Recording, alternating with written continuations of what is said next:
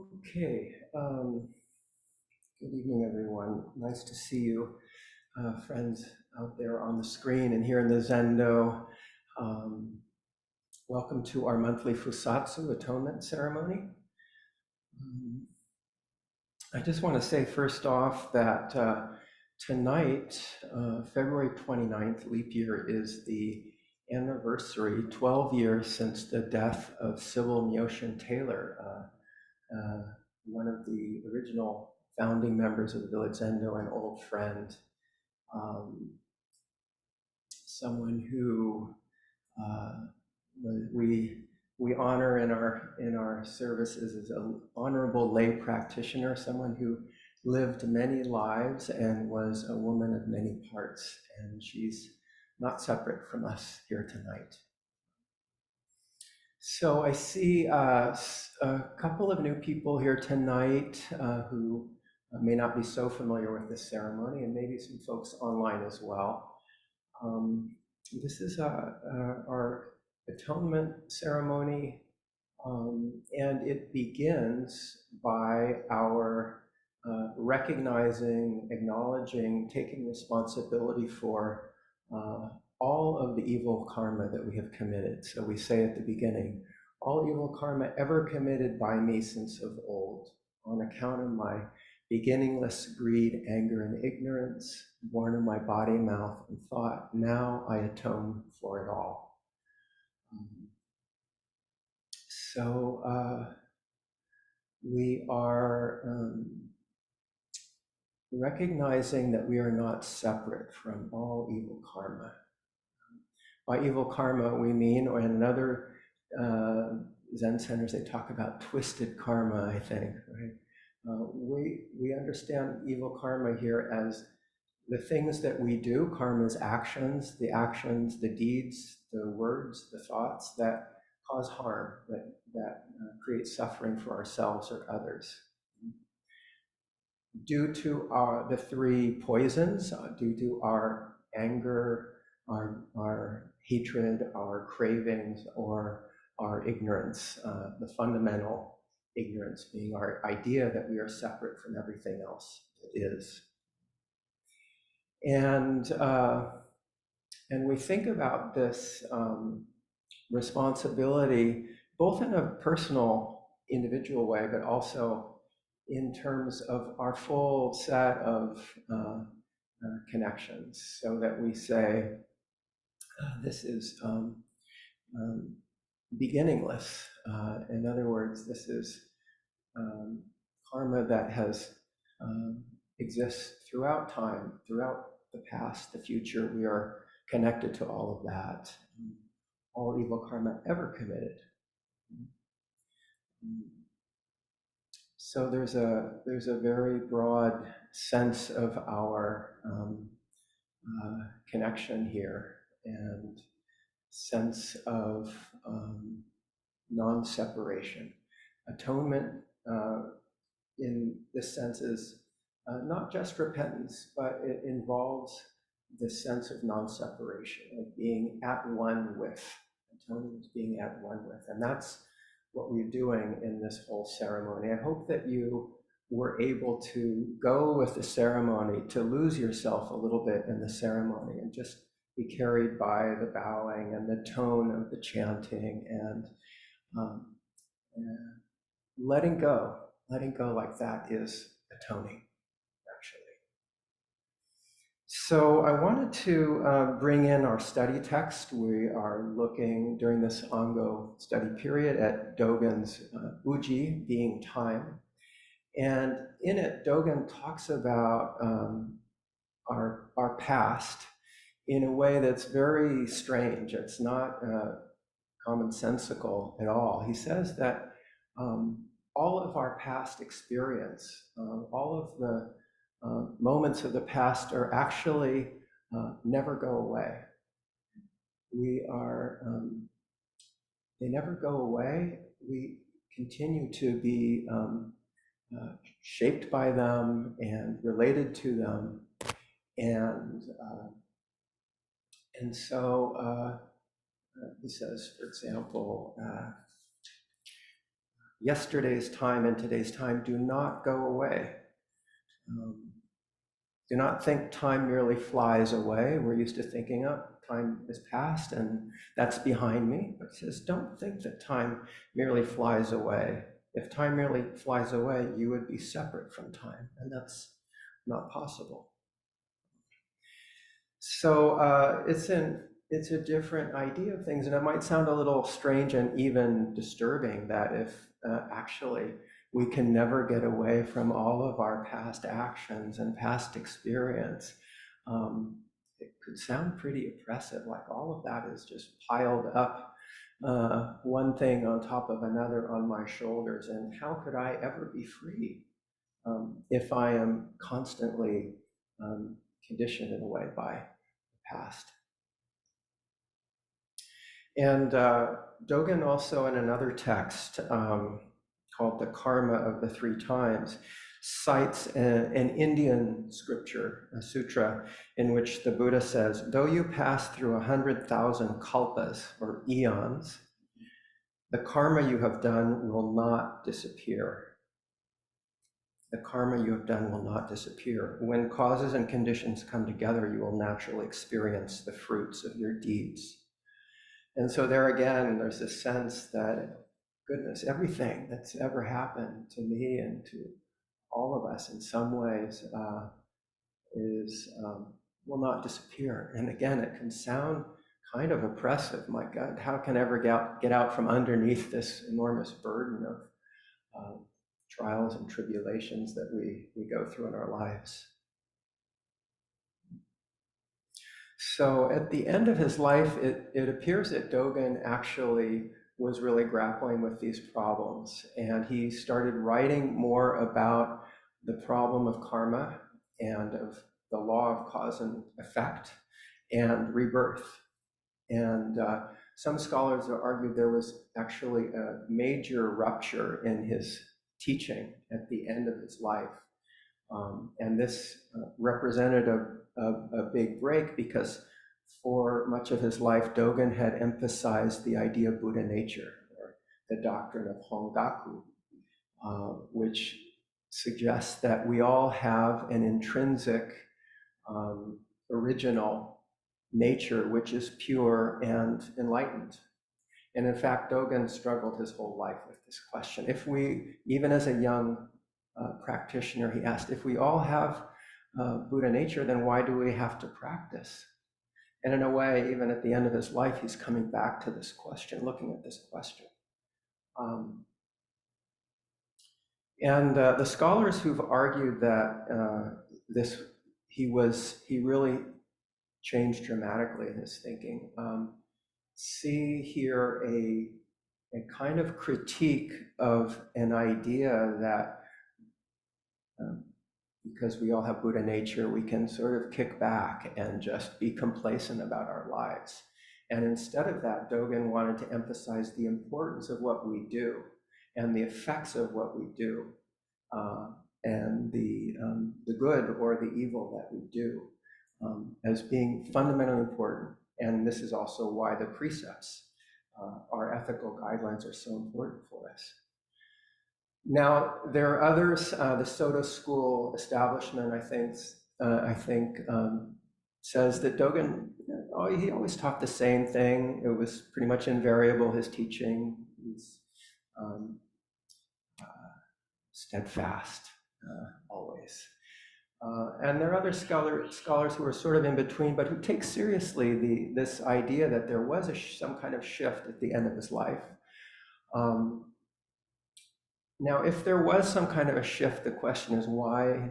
Why? And one possibility that's been suggested is that at the end of his life, Dogen received as a gift the set of all of the Indian scriptures, and he was going back and reading all of the Indian sutras, which emphasize a lot issues of karma and causality and rebirth. The doctrine of Hongaku, of Buddha nature, is something that actually emerges later in China. And so it may be that he was going back to the Indian teachings and really wanting to emphasize that as something that we maybe don't pay enough attention to. And there's another idea, which is that his shift would have been due to an experience that he had at the end of his life. He was invited to go to Kamakura to visit the shogun and to give his teaching to the court, and actually to give the precepts to the shogun. And apparently it didn't go very well. And he ended up going back to Eheji, to the monastery.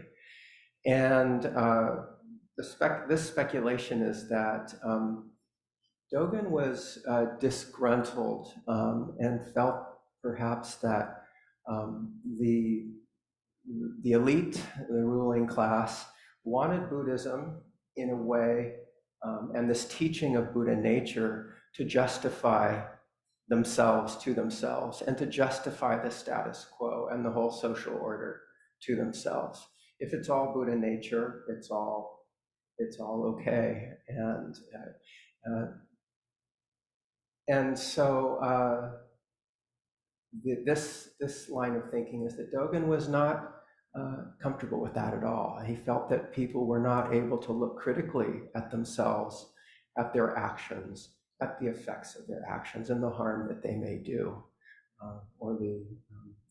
So we can extend this towards a notion of socially engaged Buddhism, or a kind of preoccupation with the ethical consequences of our actions.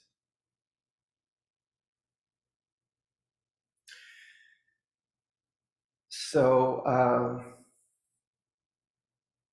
but I think that Dogen did not want us to come away with the idea that our karma is just this massive accumulation of, of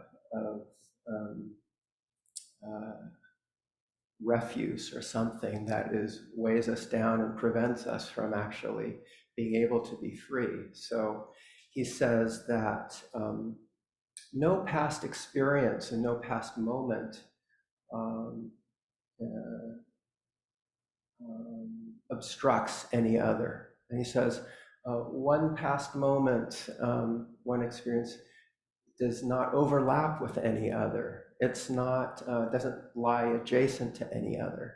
So rather than the idea of it all piling up on us in some overwhelming way, what he is just trying to emphasize is that we are not separate from that past experience. And what's important about that is it means that in this moment, we can actually work with our past experience, work with our karma, and through our practice, transform it, actually.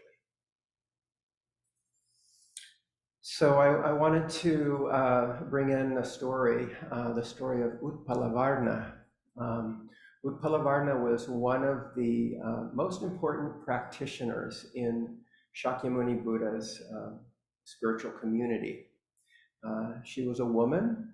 She was apparently, according to stories, dark-skinned, and she had also held lowly forms of employment and had been part of ways of life that would have been looked upon as dishonorable at the time.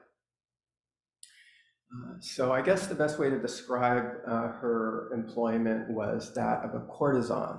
She was an entertainer, a dancer.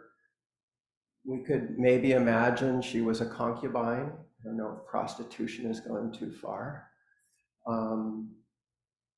But one time, as kind of a joke, as part of her performance, she dressed up like a Buddhist nun, and she put on the Buddha's robe in jest. And what do you think the effects of that were?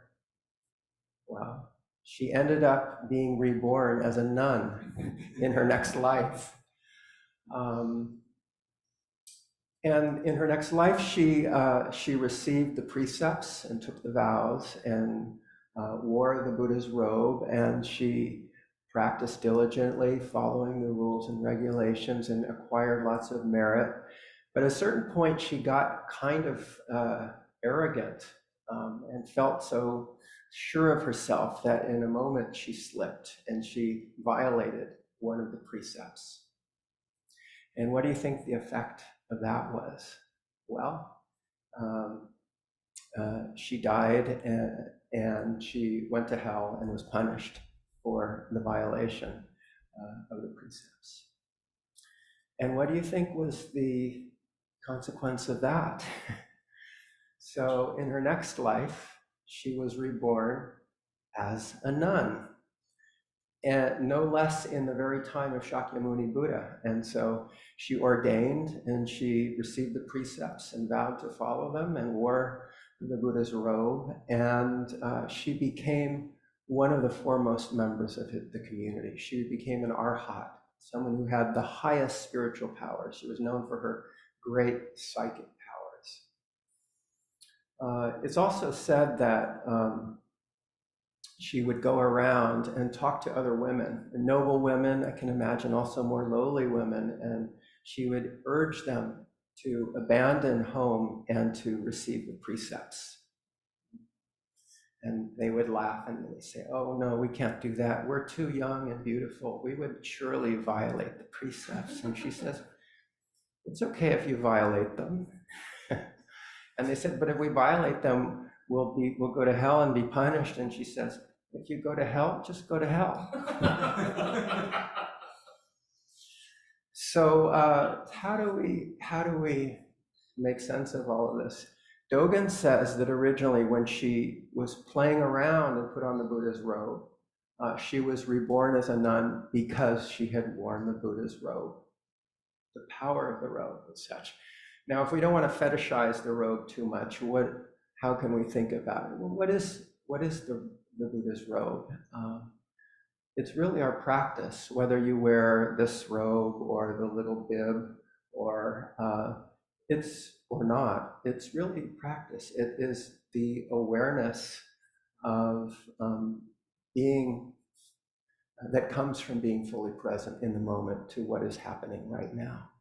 And so I imagine Utpalavarna as dancing around and in a moment forgetting who she was, her idea of who she was. And she had a moment of openness, and she had an experience of the present moment that where something shifted for her, and that the consequences of that were very significant for her.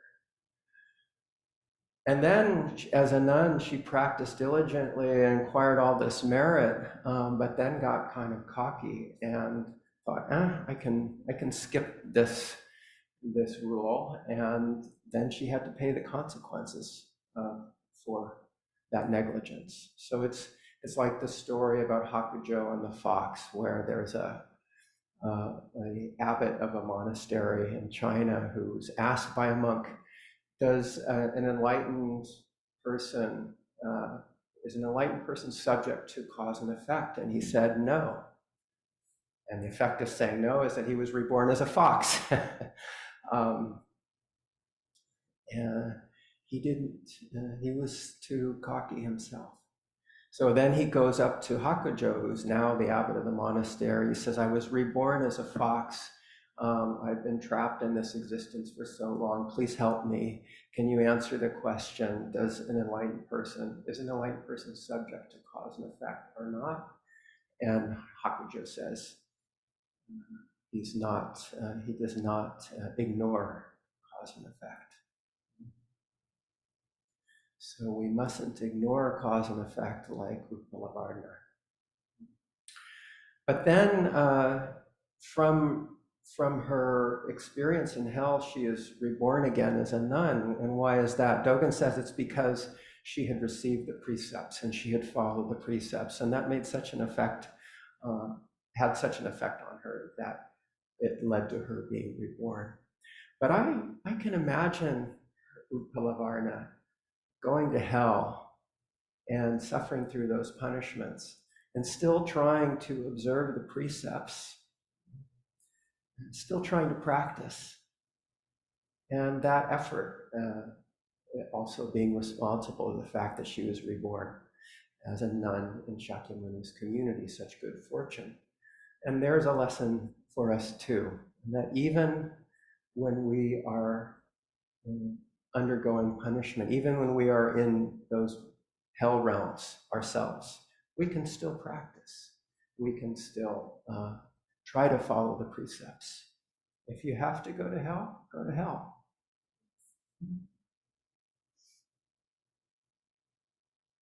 So,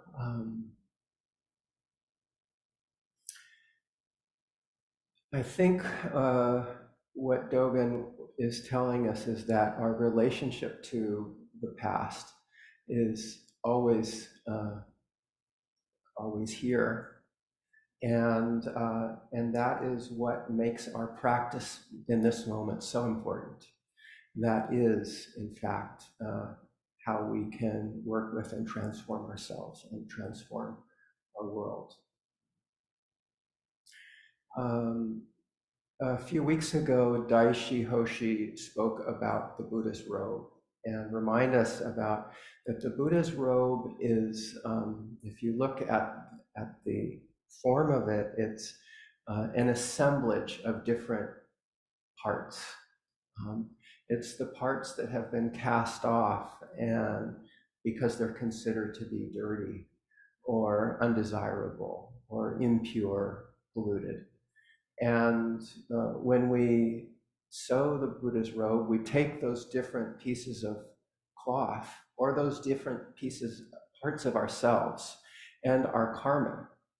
We take all of that karma and we um, bring our awareness to it, and we clean it up, and we dye it, and we stitch it together into a whole field, a rice field, which represents the field of awareness in which we leave nothing out. Even the most shameful or painful karma is not left out. Our practice is not about some kind of spiritual transcendence. It is about embracing our experience as it is, the heaven and the hell. And in that embrace of the awareness that comes from practice is the transformation. So in the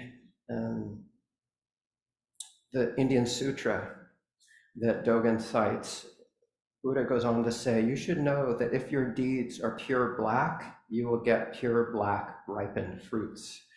If your deeds are pure white, you will get pure white ripened fruits. If your deeds are black and white, you will get mixed ripened fruits. Therefore, you should avoid pure black as well as black and white deeds and strive to practice pure white deeds. And Dogen says to us at the end of this text, the karma of the 3 times, what the world-honored one is indicating is that once we have performed a good or evil deed, it will not disappear even over 100,000 myriad kalpas. When we encounter the relevant causes and conditions, we will inevitably experience the effects. And then he says, therefore, with bad karma, if we repent, it is extinguished or it is transformed from serious to minor. And with good karma, if we rejoice in it, it increases. So this is the power of atonement, what we're doing precisely this evening. How can we live the power of atonement? We drop our ideas for a moment about ourselves and the world. We give ourselves to this ceremony, bowing, chanting, being together. And in that moment of no separation, we are actually we are transforming ourselves. And this experience that we have once a month and that we're having this evening is also available to us as soon as we walk out the door, and for every day, the rest of the month. The practice of atonement, of at-one-ment, is constantly available to us.